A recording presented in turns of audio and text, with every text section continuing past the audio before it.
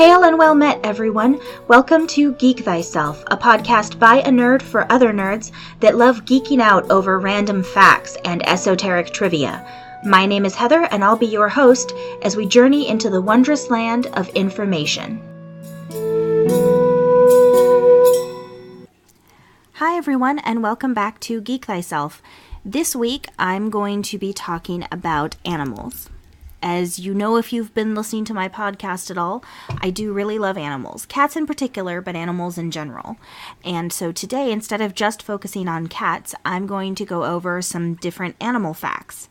Things that I think are interesting, things that I don't think most people necessarily know, and also go over a few misconceptions that some people have about different animal facts.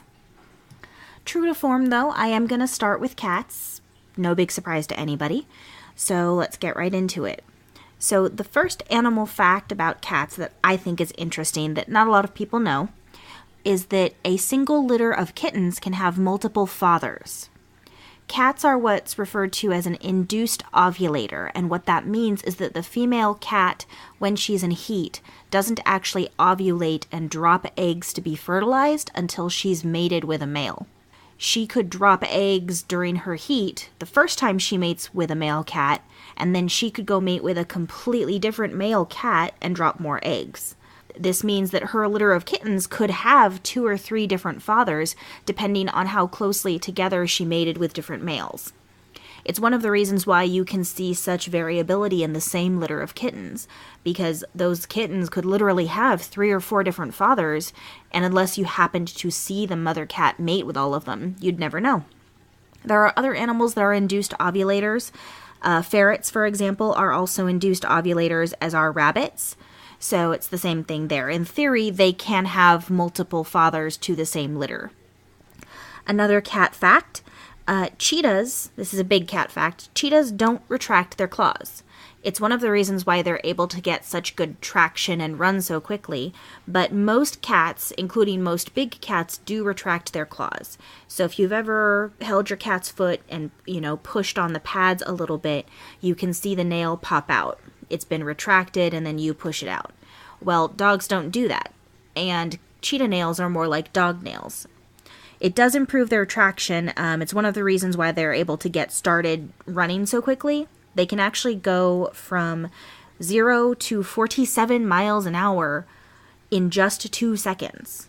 Now, obviously, they don't hit it every single time, I'm sure, but they physically can, and they can hit 65 miles an hour when they top out, which is a lot.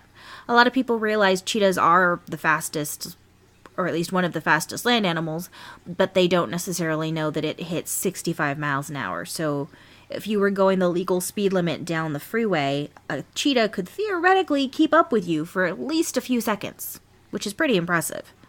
Another large cat fact is that jaguars have jaws that are so strong that they can actually crack turtle and tortoise shells.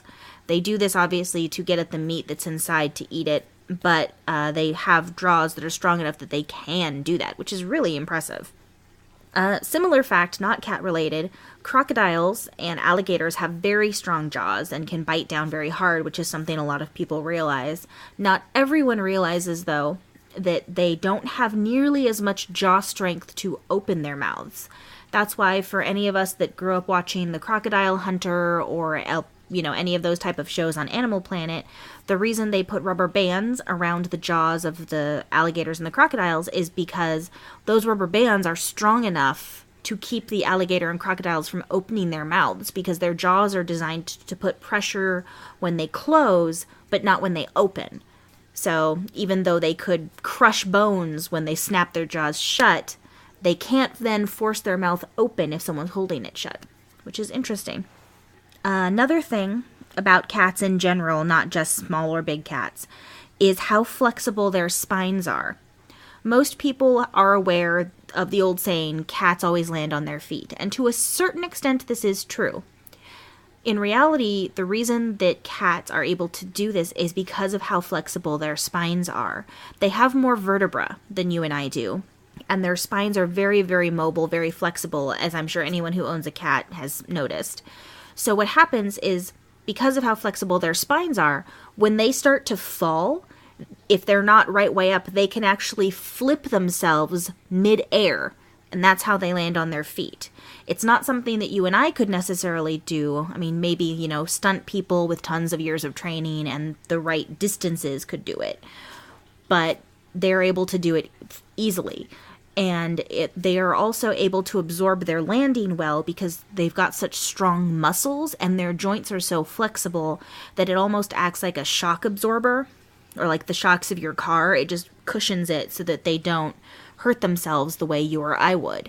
It's also one of the reasons why you hear stories about cats surviving falls from like 3-story buildings or 10-story buildings or whatever, anything like that. They get injured, don't get me wrong, they get injured, but they survive. And the reason is because they are able to flip themselves over so that they don't land head first or back first. And they're also able to cushion their landing a little bit with those strong muscles and joints. So that's a cool thing. So moving on from cats, I'm going to give you some bird facts. The first bird fact that I found that I think is interesting is there is a type of vulture called the, I'm going to horribly mispronounce this because it's a French word, so please bear with me, La Mergière vulture? Not sure I got that right. But the La Mergière vulture actually can eat bone. It will take bones and drop them, and then when they crack open on the rocks, it'll eat the marrow out of the inside, as well as some of the smaller pieces of bone. And the stomach acids it has are so strong, those acids will then dissolve the bone fragments as well, and it'll digest it and use it for nutrients. This particular type of vulture is also sometimes called the bearded vulture, which in hindsight I probably should have just called them bearded vultures and saved myself the trouble of pronouncing a French name, but too late. They're considered an old world vulture since they're found primarily over in Europe and Africa and parts of Asia. They also have almost a 70 to 90% diet made up of bone. So they do eat animals, but the majority of their food comes from bone because their stomach acids are intense and they can digest them just fine. They're also very large birds with up to an almost 10-foot wingspan, and they're a lot prettier than the vultures I grew up with here in California, to be honest. They actually have some nice white feathers on their face and prettier patterns. The vultures I grew up with primarily were turkey vultures, which are not quite as attractive. Another bird fact I found that I thought was really interesting is that ravens are classified as songbirds, and they're actually the biggest songbirds. They get up to be about 25 inches or 63 centimeters. And as you can hear in the background, even my cat Mowgli thinks that's amazing. An interesting fact I discovered also is that a group of ravens can be called either an unkindness or a conspiracy. Apparently Mowgli is unhappy that I stopped talking about cats and started talking about birds. Okay, so going into the last few minutes before the break, I'm going to talk about just some random animals. So there's no grouping on this like the first couple.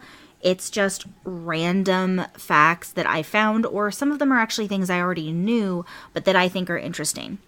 The first one is that skunks can actually have their scent glands removed, and that's why some people can keep them as pets. I don't believe it's legal here in California. I didn't actually look that up, but it'd be interesting to find out.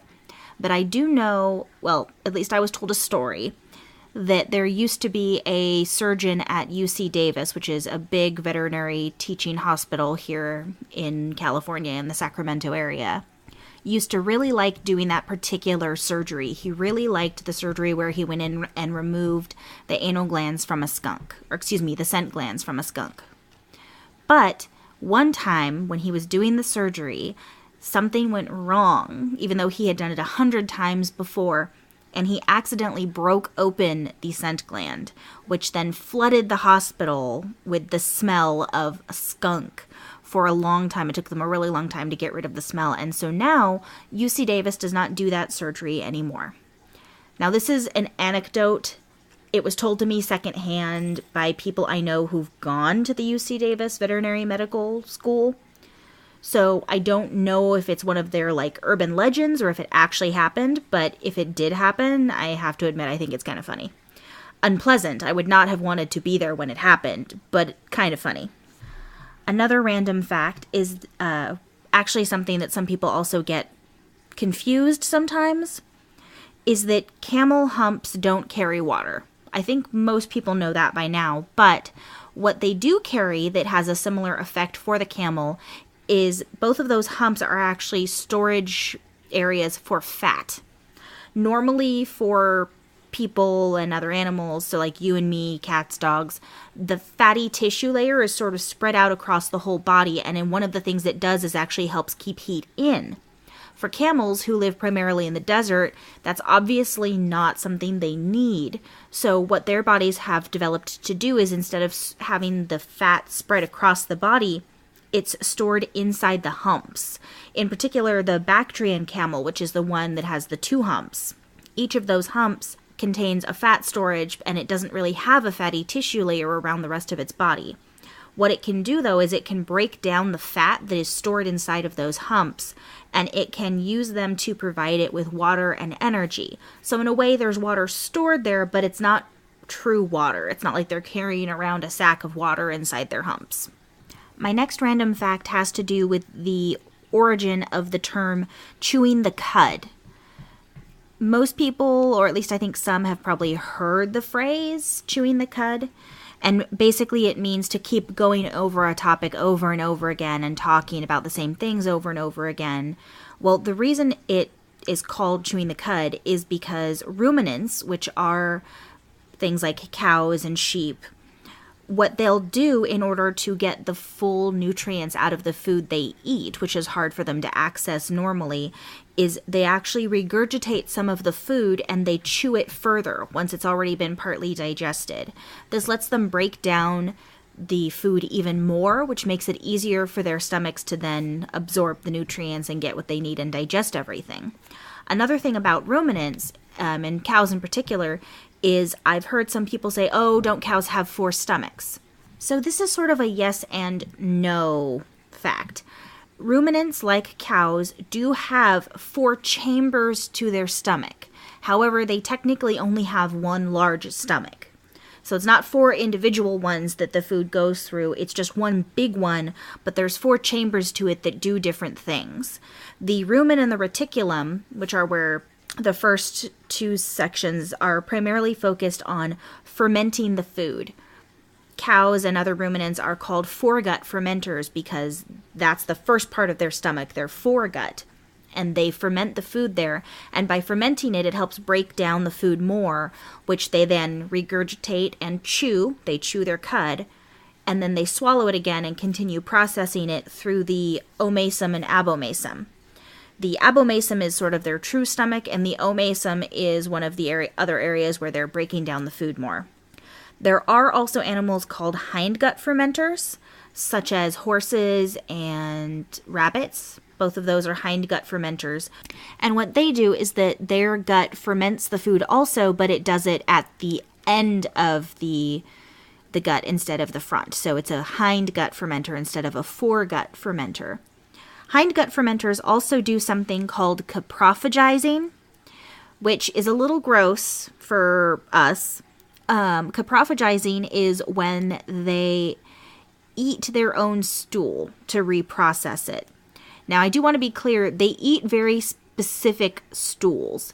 They will, at certain times of the day or certain parts of their digestive cycle, they will have bowel movements that are very specifically a type of stool that they then eat and reprocess. I know in rabbits this sometimes gets referred to as night stools, and they tend to be softer and not shaped the same. The reason they do this is because that they then can get more nutrients out of that particular stool that they're eating. Because with plant matter, the cellulose is very hard to break down, and it makes it hard for them to get the full nutrients they need out of it. But their bodies are designed not to eat meat. They're designed to eat that plant matter, and so in order to make sure they get as much as they need out of it, they have evolved to do this special type of fermenting with their gut, either the foregut fermenting or the hindgut fermenting. Another random animal fact that I think is interesting and that I learned actually my freshman year of college in one of my animal science classes is that chinchillas can spray their urine up to 3 feet. They tend to do it either as a defense mechanism when they feel cornered because they're trying to make themselves less attractive to their predator, or they'll do it when they're upset and feeling territorial with another chinchilla, things like that sometimes. So that's why I know if you look online, you can find a lot of articles about, my chinchilla is spraying, what do I do, why is it doing it, that kind of thing. But that urine, not only will they just spray on something closer to them, but they can shoot it up to 3 feet, which is a lot. I would definitely not want to be standing near a chinchilla cage when it decided to spray. Okay, so my last fact before the break is about special types of fish that live in the Arctic. There are some animals, in particular certain types of fish that live in the really cold waters of the Arctic oceans, who have a sort of chemical antifreeze in their blood. It's actually called an antifreeze glycoprotein, and these special proteins are what make it so that they can swim in the water when it's so cold and not have their blood start to form ice crystals like yours or mine would. So the reason that they can swim around and survive in such cold water without turning into fish sickles is because of these particular glycoproteins that you and I don't have. However, scientists have been studying them and trying to learn more about them, trying to see if there's ways we can use them, maybe for a more natural version of antifreeze as opposed to what we currently are using in our cars, things like that. So with that interesting fact, we'll go to our break, and then I will be back to tell you some more cool animal facts.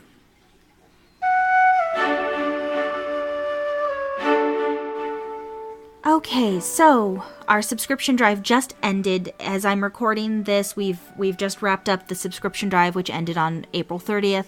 Thank you again so much for everyone who has supported us, either by listening to us, or by subscribing, or by retweeting, or reviewing, anything like that. We appreciate all of it. Speaking of, please don't forget to review Geek Thyself on iTunes. It really is your reviews and ratings that help my show and other shows on the network get noticed. It's how people see them, and it's a really beneficial thing for us. So even if you can't afford to donate anything, even just rating us or putting a quick review up saying how much you enjoy the show is always greatly appreciated, and we really, really want to thank you all for all of your support. And speaking of support, I want to recommend one of the other shows here on Nerdsmith. If you like actual play podcasts, but dragons and fantasy magic and things like that are not quite your style, then I highly recommend that you check out Chaotic Goodness. It's a really interesting actual play podcast. They play in the Uncharted Worlds game setting. So they're in space on a ship called the Irritated Badger, and all sorts of hilarity and craziness ensues, as does with most actual play podcasts. It's a lot of fun. I'm always interested to see what's going to happen the following week, because you never quite know what the crew members of the Irritated Badger are going to pull out of their hats. And this week, if you check out the WAND radio episode, you'll even find out that, a couple of the Irritated Badger members may have made an unexpected trip to the High Academy for the Celestial and the Occult. So don't forget to check that out at nerdsmith.org or wherever you download your podcasts. And with that, let's get back to this week's topic.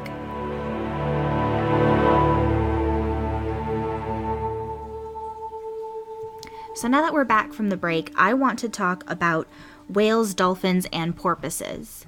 First fact I'm going to start off with that I think is a common misconception, I might have even said it myself before without realizing, is that dolphins are not porpoises, but they are also not whales. They are all part of the same family grouping called cetaceans, but they're not actually all exactly the same.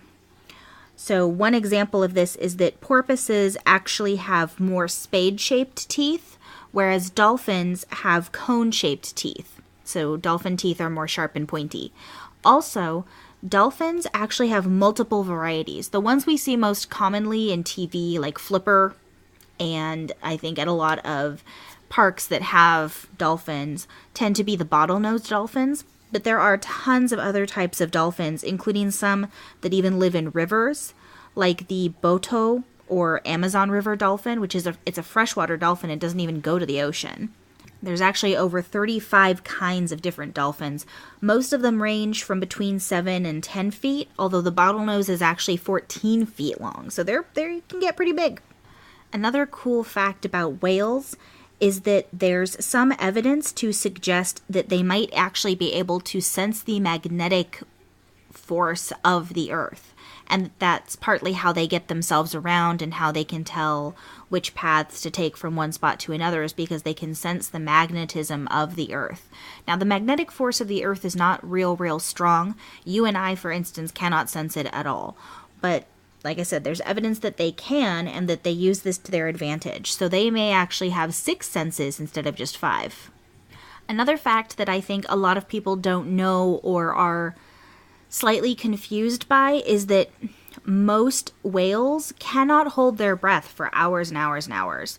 Whales, dolphins, and porpoises can all hold their breath a lot longer than you and I can, and in fact, some of them can hold their breath for almost up to an hour or so. But they all breathe air just like you and me, and that's why they have to come to the surface. The blowholes that we see in videos and things where they're blowing all of the water out of the hole at the back of their neck, head area, is actually them exhaling as they come to the surface. And the combination of mucus from their respiratory system as well as the moisture in the air above them causes all of those water droplets that go flying everywhere. Because they actually can't hold their breaths for that long, most whales will feed near the surface within about 164 feet or so of the surface of the water. One exception is the sperm whale, which will swim down more than 10,000 feet to get down into the deep ocean where it hunts for its giant squid food. However, the majority of the whales that are swimming near the surface are going to either be chasing after pods of fish and things like that and actually eating the fish, or they'll be what's referred to as a baleen whale, which actually sort of filters through the water and will swim through and specifically target groups of krill, which are these little tiny shrimp, and things like that. It'll swim through there and actually filter those krill out as it's taking large mouthfuls of water using its baleen, which is sort of a lot of little almost plastic-like protrusions in its mouth. They aren't made of plastic, obviously, but the texture and the consistency of them almost can be sort of referred to like that. But what they do is they basically, a bunch of them get together and form this large filter that they then use to separate out the water from the krill that they want to eat. And this apparatus that they use is called a baleen, B-A-L-E-E-N. Okay, moving on, I'm going to talk about some cool facts about snakes. The first one is that garter snakes, as well as some other types of snakes, will hibernate in large groups. So you can actually find videos of this online as well, but there are some areas where during the winter when they're hibernating because it's so cold, what they'll actually do is there will be literally thousands of snakes, and sometimes they're not all the same kind, but there will be thousands of snakes all hibernating together in the same caves, the same rock crevices, things like that. So then spring comes and things start to thaw, and thousands of snakes crawl out from these little holes and crevices where they've hibernated over the winter. And it's incredible how many of them will do this. Garter snakes are one example. There are other types that will do it as well, but that's just the one I'm familiar with. But it's a really cool thing to look up, too. If you look at the videos online, you can find them on YouTube. And it's personally, I think it's a really cool thing that they'll do that, because they're generally not social animals. They don't tend to spend a lot of time with each other than mating and, just living in the same vicinity. So the fact that every once in a while they'll get together and actually all congregate in one spot is kind of interesting. Another interesting thing is that egg-eating snakes, and there's a few different varieties of snakes that will eat eggs, but the ones that do actually have special bony protrusions in their throats that they can use to crunch down onto the eggshell as they're eating it. So what happens is they swallow the egg, the bones in their throat crunch down and crack the egg open, and then they swallow all of the insides of the egg, but they regurgitate up the eggshell. So that's how they're able to do it. They can get the what they need out of the egg without having to actually have a whole egg pass through their systems all the way through. They'll just regurgitate up the shell and then they're done with it and don't have to worry about it. The other interesting snake fact I found, which is something that I wasn't aware of already, is that there are certain types of snakes, including one that gets referred to as the flower pot snake. It also gets referred to as the Brahminy blind snake, and that's Brahminy, Brahminy. So Brahminy blind snake. But what it can do, and what there are a few other animals around the world that can do, is something called parthenogenesis. Parthenogenesis is a way for them to reproduce without having to mate. So it's generally the females that are doing this, although in some species, I believe both can do it, although I don't know that that's always animals. I think sometimes it might be more plant and based than animal based. But what they can do is essentially reproduce without having to have the other half. So they're making clones of themselves, essentially. For the parthenogenesis in this particular snake, the flower pot snake, the females can reproduce doing this. And what happens is the babies are all female because she has no Y chromosome to give them. So they're all female. And for the most part, they are clones of the mother. Depending on exactly which type of egg is produced, this gets into more genetics and like reproduction complicated stuff that I didn't plan to cover in this episode, so I'm not going to go into it. But there are different ways that the eggs can split, different ways that the eggs can become whole in order to be born as a fully functional snake through this parthenogenesis method. And depending on which route they go, the eggs will either be perfect copies of their mother, so they'll be clones of her, or they will be half clones because half their DNA will be just like hers and half of it will be slightly different. That's a very complicated process that I'm not going to get into with 3 minutes left on my podcast, but it is a thing. You can look it up and find more information online. Parthenogenesis is spelled Parthenogenesis. And if people think that's an interesting thing, I might cover it in a future episode, but I wasn't planning for it today, so I don't have enough information to do that. And for my very last animal fact of this episode, I'm going to talk about DNA. So the parthenogenesis stuff kind of ties into it, but specifically, I want to talk about how much of our DNA, yours and mine, is actually similar to other animals. So I'm primarily focused on the big apes, the great apes, because those are the ones that we're the most closely related to. However, they have done studies and they've looked at our genome and everything, and they've actually determined that in most cases, it's around 99.9% of our DNA is the same as another person's. Now, this doesn't mean that a random person next to you on the subway is so closely related to you that there would be, birth defects or something from having children with them. It's not that kind of closeness in the DNA. What it means, though, is that our overall DNA structure, our alleles, we all have the same number of chromosomes. We all have the same chromosomes. The specific genes that are on those chromosomes and the specific alleles of those genes that we carry, which is something that I covered a little bit back in my genetics episode. That information, those differences between me and, say, my husband or one of my best friends is only 0.1%.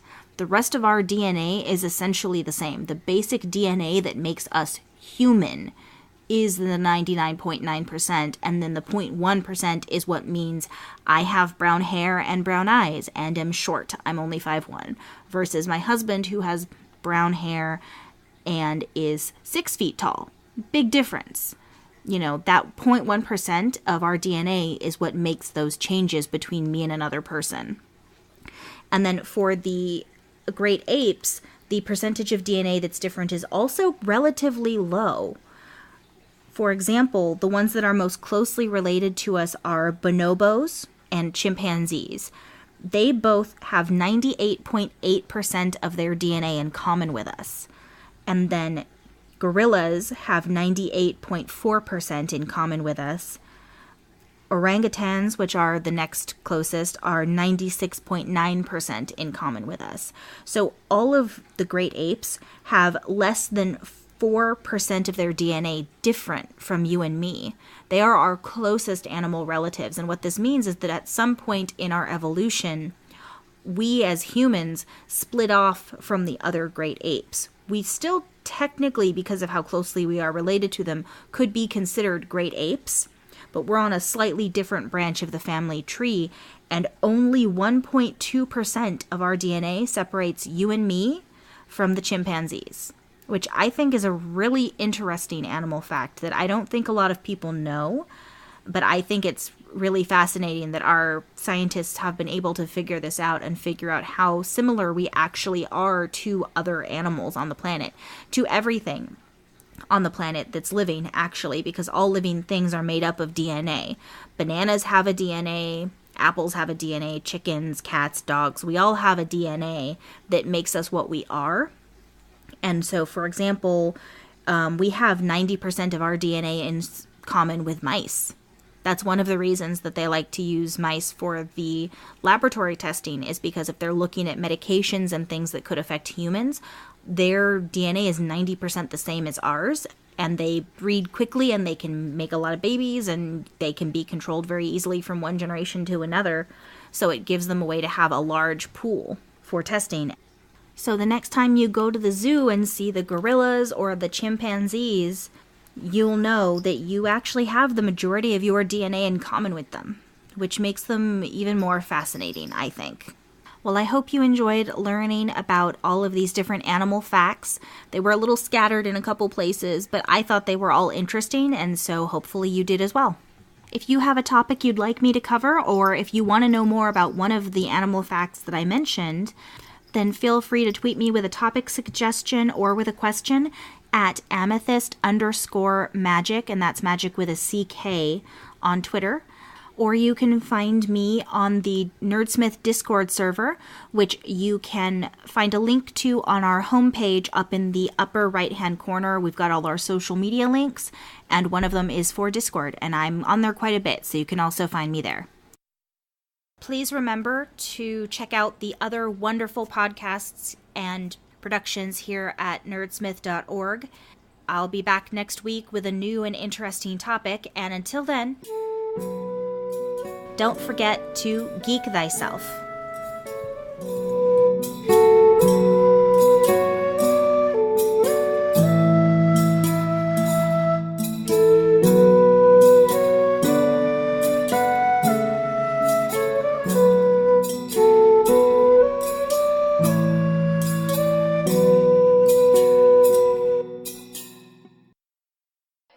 The fellas call her charm 'cause they say her sweetness shows. They call my sister trouble 'cause it follows where she goes. Together we're a double dose of sweetness, sass, and pluck. We're the sisters Charm and Trouble, and we're here to sing and... Wait, Trouble, we can't say that. Why not? Roll me over in the clover, roll me over, lay me down, and do it again. Do it again. Charm and Trouble on nerdsmith.org or wherever you download your podcasts. Because nobody likes a late wench or an early lad. Hello, fans of Critical Role. Do you mean to make your music more melodious? Do you seek to sing like Scanlan Shorthalt? Well, look no further than Crosswords, a new video series from the creator of the Critical Role Hamilton mashup album. And also this song. Crosswords with Will Crossway. Advice and analysis for the musician at the gaming table. Available on nerdsmith.org or wherever you watch your YouTube videos. YouTube, right? Probably YouTube.